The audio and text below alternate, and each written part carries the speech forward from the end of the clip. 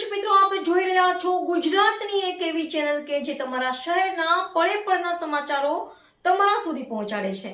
સ્વાગત છે આપનું A1 અભિક્રાઇમ ન્યૂઝમાં. હું છું એન્કર અર્પિતા પટેલ. ગાંધીધામની રામકૃષ્ણ સેવા ટ્રસ્ટ નામે ચાલુ થયેલ સ્ટર્લિંગ હોસ્પિટલમાં સેવાઓ ફી બાબતે કોઈ મુદ્દા ઉજાગર ન થાય તે માટે અમુક પત્રકારોને જ કાર્યક્રમોમાં બોલાવવામાં આવે, 7 બાકીનાને નહીં. સૂત્રો પાસેથી મળતી માહિતી મુજબ ગાંધીધામની રામકૃષ્ણ સેવા ટ્રસ્ટના નામે ચાલુ થયેલ હોસ્પિટલ જે હાલે સ્ટર્લિંગ હોસ્પિટલ છે, જે હોસ્પિટલ અગાઉ આયુષ્માન કાર્ડ બાબતે વિવાદમાં કેસીબી પણ થયેલ છે. અમુક કેસોમાં હોસ્પિટલ દ્વારા મોંઘી ફી વસૂલતી હોય છે અને સેવા આપતી હોય, અમુક કિસ્સાઓમાં કંઈક ખામીઓ પણ હોય, જે ઉજાગર કોણ કરે?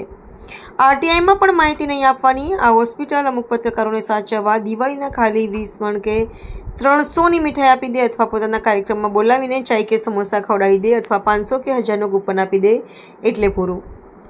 7 હોસ્પિટલની મનમાનીની અમુક પત્રકારોને જ સાચવી લો એટલે પૂરું. ના જાહેર કાર્યક્રમો કરવા જ હોય તો બધા પત્રકારો સરખા હોવા જોઈએ. કોઈકે નીતિ અપનાવી રહેલ છે, સૂત્રો કહી રહ્યા છે. રિપોર્ટર ભરત ઠાકોર, કચ્છ.